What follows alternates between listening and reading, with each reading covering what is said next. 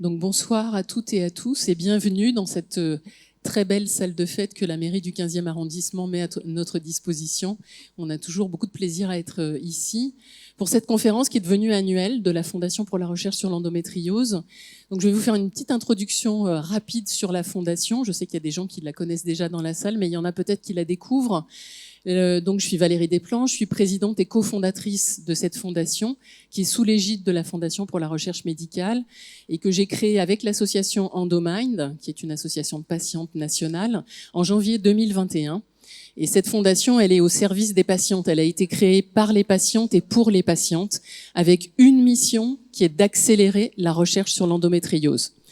C'est vraiment une organisation unique en France et en Europe. Il n'y a pas d'autre organisation qui est dédiée au soutien de la recherche, organisation privée, au soutien de la recherche sur l'endométriose en France et en Europe. Cette fondation, très rapidement, elle adresse un peu tous les points difficiles sur le chemin de la recherche pour l'endométriose.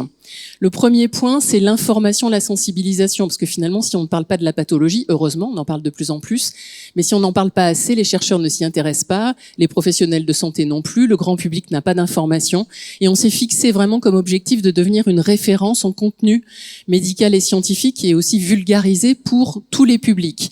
Donc vous pouvez trouver sur le site de la Fondation énormément d'informations, on a des articles thématiques, on fait des posts sur les réseaux sociaux pour éviter de trouver des choses qui sont pas toujours des choses commerciales, souvent d'ailleurs sur les réseaux sociaux, et qui sont souvent pas vraies. Et donc on essaie d'apporter des informations sur ce qui est vraiment validé scientifiquement.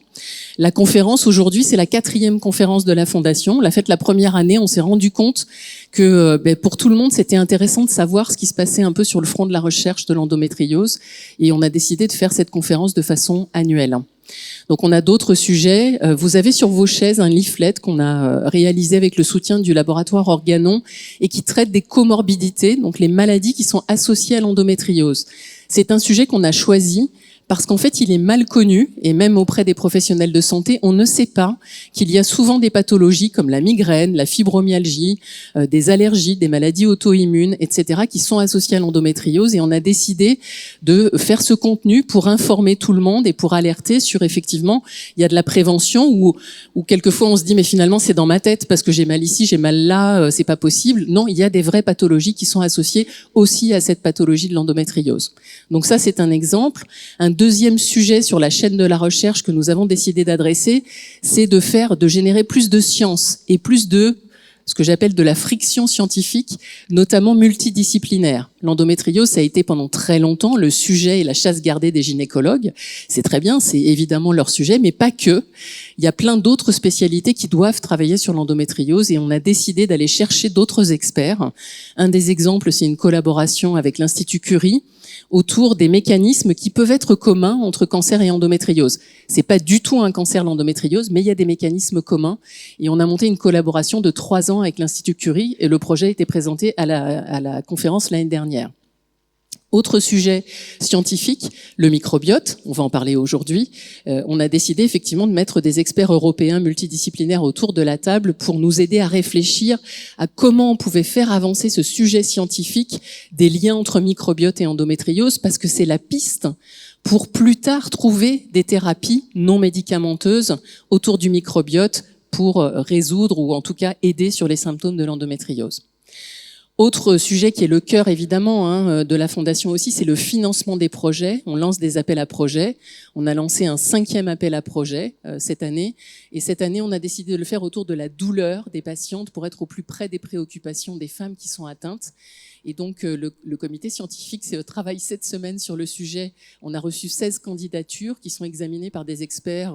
Il y a des réunions en ce moment pilotées par Marina Gvaskov avec des experts aux États-Unis, en Australie, en Angleterre, en Écosse, en France, etc., pour examiner ces projets et nous faire une recommandation des projets les plus intéressants à soutenir, les plus innovants et qui peuvent apporter des éléments pour aider les patientes, évidemment. J'insiste sur ce sujet parce que c'est important, le financement de la recherche. On a quelquefois l'impression que faire un don, c'est une goutte d'eau dans l'océan, mais en fait, on a besoin de financer la recherche. Les financements de la Fondation sont des financements d'amorçage. Et c'est souvent des projets, ce qu'on appelle des preuves de concept, qui sont initiés par des chercheurs qui ont vraiment une hypothèse intéressante, mais qui ont beaucoup de mal à trouver des financements. On les aide en leur donnant des financements d'amorçage, et derrière, ça peut leur donner accès à des financements plus importants. C'est vraiment là où se situe la fondation, c'est un peu ce pied à l'étrier pour aider des chercheurs à aller chercher derrière des financements plus importants et des projets évidemment plus importants. Donc on parlera de l'Andorone, il y a des mécènes aussi dans la salle et je sais qu'il y a des donateurs et j'en profite pour les remercier parce que ce soutien nous est précieux et c'est ce qui nous permet de faire avancer aussi la recherche. Autre élément, quand on suit un petit peu ces différents points le long de la chaîne de la recherche, c'est tout ce qui est l'excellence scientifique. Et dans les projets qu'on reçoit, on s'aperçoit que quelquefois, les chercheurs, ils peuvent pas tout savoir sur tout, et qu'on a décidé de les aider, et on a créé ce qu'on a appelé une Summer Endo Academy, qui a eu lieu la première au mois de juillet cette année, où on a réuni 25 des chercheurs qui sont soutenus par la Fondation, et on les a accompagnés sur l'intelligence artificielle, comment ça peut les aider dans leur quotidien de chercheurs, où aller chercher des financements, comment monter des dossiers de financement, les biostatistiques, comment je construis une étude clinique, etc., pour les aider encore une fois à avoir des projets qui ont le plus de chances de réussite possible. Et puis tout à la fin, il y a la transformation de la recherche, et ça prend du temps évidemment, c'est des années, mais en solutions thérapeutiques ou diagnostiques.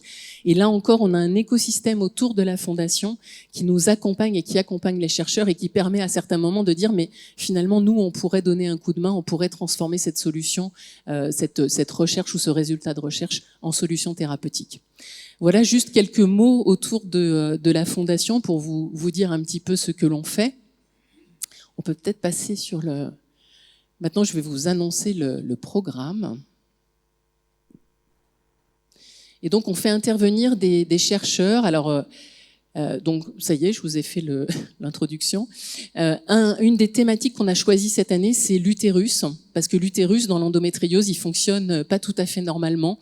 Et on essaie de comprendre pourquoi cet utérus dans l'endométriose, il ne fonctionne pas normalement. Donc on a demandé à deux chercheurs que je vais appeler, qui sont le docteur Léa Roux, qui est à Rennes, et Nicolas Chevalier, qui est chercheur au CNRS. Et c'est important, et vous verrez, on a des binômes comme ça de chercheurs fondamentaux et de chercheurs en recherche clinique, parce que ça aussi c'est la chaîne de la recherche. La recherche fondamentale, c'est comprendre, émettre des hypothèses, et la recherche clinique, c'est intervenir pour trouver les solutions. Donc tous les deux vont s'efforcer de vous parler de leurs projets de recherche qui sont extrêmement innovants pour mieux comprendre ce qui se passe au niveau de cet utérus qui se contracte de façon anarchique. Et derrière, si on comprend mieux, évidemment, ça ouvrira la porte vers des solutions. Donc Nicolas et Léa, vous pouvez venir. Ensuite, deuxième sujet, le microbiote. Là encore, j'en ai parlé tout à l'heure. Un sujet qui nous semble extrêmement intéressant.